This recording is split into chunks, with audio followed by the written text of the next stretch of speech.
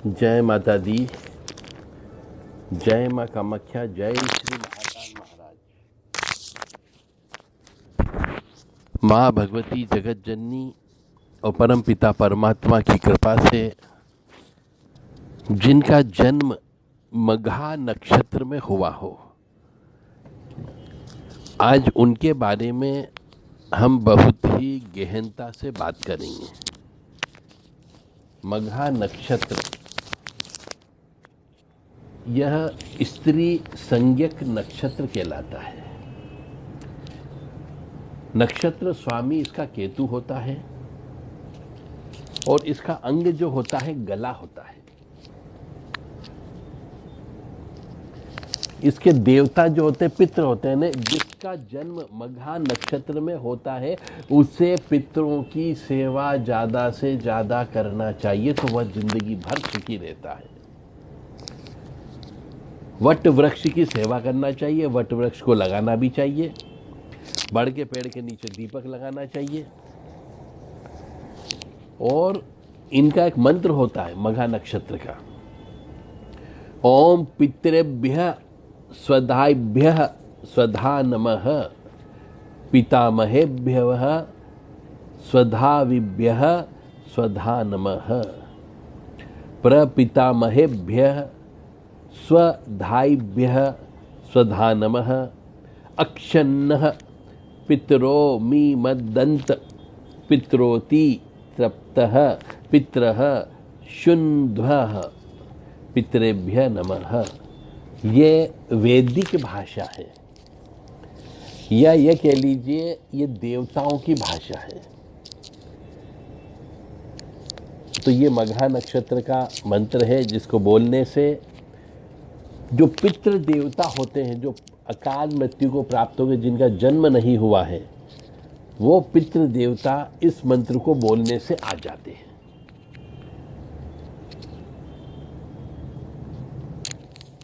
ओम पितृभ्यः स्वधाइभ्यः स्वधा नमः, ओम पितामहेभ्यः स्वधाइभ्यः स्वधा नमः, प्रपितामहेभ्यः स्वधाइभ्यः स्वधा नमः, अक्षन्न पितरोमि दंत पितृभ्य अत्र पितृभ्य पितृभ्यो नमः। मघा नक्षत्र के प्रारंभ की 2 घड़ी यानी 48 मिनट, 24 मिनट का एक घड़ी होती है, तो 2 घड़ी बता रहे हैं।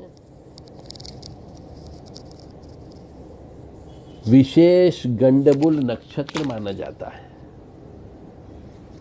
अतः जन्म के बाद इसकी शांति कराना चाहिए। मघा नक्षत्र में जिसका जन्म होता है उसकी शांति अवश्य कराना चाहिए। अब आते हैं जिसका मघा नक्षत्र होता है, ऐसे मनुष्य के शरीर में भराव ज्यादा होता है ना, मोटे जरूर होते हैं। मघा नक्षत्र के मनुष्य जो होते हैं वह मोटे होते हैं, शरीर उथला पुथला रहता है, मांसल शरीर रहता है, इनकी ठुड्डी भी मांसल भरी हुई होती है, पेट के दोनों पांवों में थुतलापन संभावित होता है। और ऐसे मनुष्य बहुत सहनशील प्रकृति के होते हैं, पर कभी कभी क्रोध भी आ जाता है। और जो मघा नक्षत्र के व्यक्ति होते हैं वो कुशल वक्ता अवश्य होते हैं, उनमें एक बोलने की कला होती है। और सबसे बड़ी बात, ये पूजा पाठ करने में, यज्ञ आदि करने में बड़ा मन लगता है इनको। इनकी गति अक्सर जो है दान पुण्य करने में रहती है, और इसी वजह से तेजस्विता नाम की देवी इनके साथ में चलती है, क्योंकि जो व्यक्ति दान करते रहता हो उसके साथ उसका तेजपन अवश्य साथ में रहता है। ईश्वर की कृपा से इनके पास धन संपत्ति भी अच्छी होती है, नौकरा का सुख भी मोलता है रहता है इनके साथ में, और सांसारिक सुख भोग करने की इनकी एक प्रवृत्ति होती है।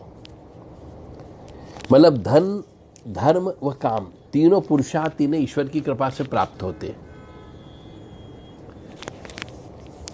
और जब इनको ये तीनों चीज प्राप्त होती है तो ये परिश्रम करना इनका स्वभाव बन जाता है। इनके बहुत से मित्र भी होते हैं, बहुत से शत्रु भी होते हैं। धन का सुख इन्हें उत्तम होता है, परिवार का सुख, परिवार यानी कि कोई जरूरी नहीं कि अपने खून के रिश्ते वाले परिवार हो, दूसरे भी परिवार वाले इनके साथ अवश्य देते हैं। पिता का सुख कम मिलता है। मघा नक्षत्र में जो व्यक्ति जन्म लेता है उसका कद मध्यम होता है, शरीर में बाल अवश्य होते हैं, निर्दोष भाव भंगिमा वाले होते हैं, चेहरे पर कोई स्पेशल किस्म की कोई दोषारोपण वाली बात नहीं होती है। उनकी गर्दन एक स्पेशल प्रकार की होती तो ध्यान आकर्षित करती है। ईश्वर से डरने वाले होते हैं, बड़ों का आदर करते हैं, मृदुभाषी होते हैं और धर्म और विज्ञान से हमेशा तालमेल मिलाकर के चलने वाले होते हैं और हर कार्य में योजना बना करके चलते, बिना योजना के वो नहीं चलते हैं। विद्वान भी होते हैं, शांत स्वभाव के होते हैं, शांति प्रिय होते हैं और सच्चाई के खिलाफ कोई भी कार्य वो स्वीकार नहीं करते हैं क्योंकि खुद स्वयं पितृ होते हैं। कोशिश की रहती है ऐसे व्यक्ति की कि वो किसी को दुख न दे, किसी की आत्मा न दुखाए और यदि दुख गया तो तुरंत क्षमा याचना भी कर लेते हैं। समाज के लिए कुछ न कुछ कर गुजरने की हमेशा एक मन में रहती है भावना इनमें। ईमानदार व्यवहार वाले व्यक्ति होते हैं। वैवाहिक जीवन भी आधा सुखी और आधा दुखी रहता है और मघा नक्षत्र में जन्म लेने वाली जो स्त्रियां या कन्या होती है वो बड़ी सुंदर होती है, आकर्षक भी होती है और ईश्वर के प्रति निष्ठा भी उनकी होती है, निस्वार्थ भाव से काम करती है और सब कार्य में वो दक्ष भी होती है। परंतु ऐसी स्त्रियों नाक पर गुस्से वाली होती है और इस नाक पर गुस्सा होने का मतलब है वो तुरंत गुस्सा करने वाली होती है और एक्सप्रेस भी कर देती है। इसी कारण से उनका पारिवारिक जीवन, वैवाहिक जीवन जो है अशांत रहता है और ये गुस्सा ही जो है उनके परिवार और पति के बीच में दीवार खड़ा कर देता है।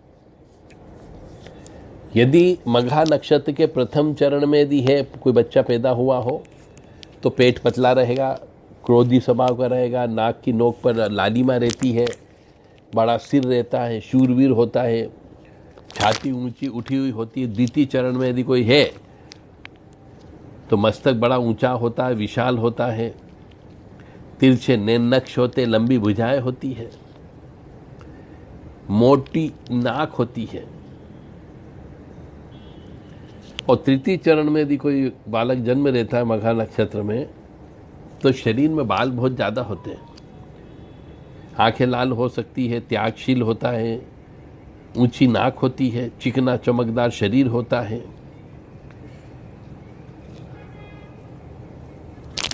और सबसे बड़ी बात है चतुर्थ चरण में यदि कोई बच्चा पैदा होता है तो उसका शरीर जो है कोमल होता है, चमकीला होता है, कोमल केश होते हैं और पेट इसका जरूर अवश्य मोटा होता है।